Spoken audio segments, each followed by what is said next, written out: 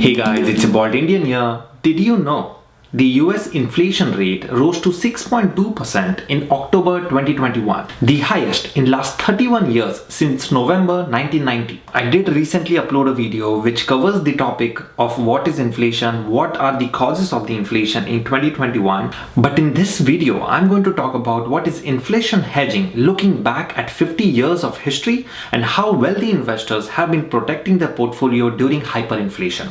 And also, what is new this year?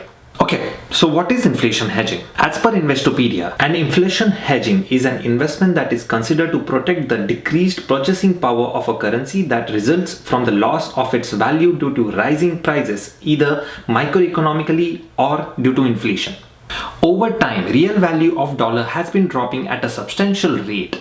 And the things that you would have been able to buy for $1 in 1950, now that would cost you $11.48 in 2021. And in order to protect yourself from inflation eating away your wealth, you ensure yourself by investing in assets which will give you more return than the inflation rate, which is also called inflation hedging. So historically, investors have been turning to these 9 assets during the period of hyperinflation. But today, we are going to focus on 4 assets which are gold, commodities, REITs, and a really special one for this year, which is Bitcoin. Gold has been often considered as a good inflation hedge. In fact, people also consider gold as an alternative currency, especially in the countries where the native currency has been losing value. Here is the chart which shows you the value of gold per ounces for the last 50 years, and as you can see, the value of gold has been rising substantially during the period of hyperinflation, especially during the period of hyperinflation of 1980 to 1984, during the market crash of 2008 to 2014, and recently last year from 2020 to 2021. So this does support the theory that gold has been a good inflation hedge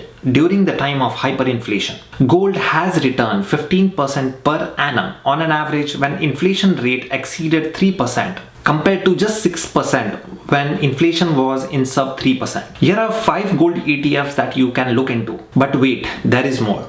If you look at the chart closely and not only consider year-over-year changes and also consider the direction and the momentum of the prices as well, you can see that gold is a good inflation hedge in long run, but it's not clear during the short run. Gold yielded negative returns to the investors during the highest inflationary periods in the US. Amy Arnott, a portfolio strategist at Morningstar, did mention that gold is not a perfect hedge, and there is no guarantee if there is a spike in inflation. Gold investors lost 10% during the period of 1980 to 1984 when the inflation rate was around 6.5%. And they lost 7.6% during the period of 1988 to 1991 when the inflation rate was around 4.6% according to her analysis. Okay, moving on to number 2, REITs. Real estate can be a good hedge against inflation because property prices over time tend to go up, and specifically, inflation benefits real estate investors who are earning their income from rental properties. As you know, the property prices have been going crazy so far for this year, and it's been getting difficult to bid on any property as there is always someone with more money who is able to outbid you. But you can still invest in the real estate market using REITs, which is Real Estate Investment Trust.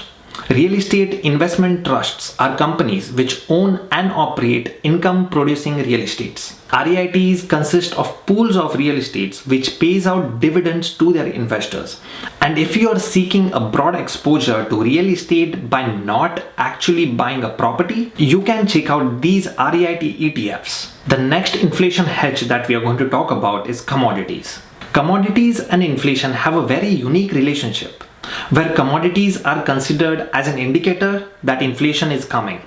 When the price of the commodity rises, so does the price of that product. In September 2021, Producer Price Index for commodities increased by 20.4% year over year. The commodity price index rallied more than 20%, largely driven by energy prices which were up by 44%, agricultural goods which were up by 20%, and industrial metal which were up by 17%. Commodities such as precious metals, agricultural goods, oil and gas can act as a great way to diversify the portfolio, which can act as a hedge against inflation. In fact, a research led by Sue Wang, who is the assistant portfolio manager at Vanguard Quantitative Equity Group, she found that over the last decade, commodities inflation beta has been fluctuating largely between 7 and 9, which means 1% rise in unexpected inflation would produce 7 to 9% rise in commodities. And moving on to the last inflation hedge, which you guys are here for,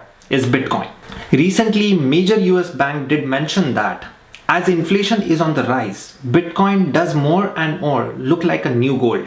Bitcoin has been gaining good momentum overall this year. It also recently crossed $65,000 on November 12th. Bitcoin has been up 97% this year versus gold, which has been down 2.3%, which is why it has been considered as a digital gold. Bitcoin has been gaining a scarcity premium, which means there are only going to be 21 million Bitcoins in circulation. And according to current estimate, we should reach that cap by 2140. Because there is a finite supply of Bitcoin, this should theoretically help Bitcoin to retain value over time. It is broadly said that an asset is considered as a good inflation hedge if it has three properties, which are scarcity, accessibility, and durability. Bitcoin does fulfill this scarcity property, but Bitcoin has been in existence since 2009, but gold has been valuable for centuries. With such a short track record, it is hard to say if Bitcoin is going to have a same staying power as gold. Also, gold is widely accepted as a good inflation hedge, but people are still skeptical about Bitcoin in general. Not everyone believes in the Bitcoin potential, and it's still a speculative investment at this point. But we have been seeing a rapid shift in the market where many companies are looking to launch Bitcoin ETFs, followed by the BITO launch, which is Bitcoin Futures ETF. Future ETFs are really risky, and if you're not aware of the terms like contango, you should probably not invest in future ETFs, as you have more probability of losing money. Well, that is for today, guys. These are the 4 inflation hedges that I'm looking at right now. If you want to learn more about ETFs and how ETFs are created, I have uploaded a video recently around ETFs. For any reason, if I brought value in your life, please drop a like and subscribe to my channel. I do upload a lot of personal finance related videos as well. And see you in the next one.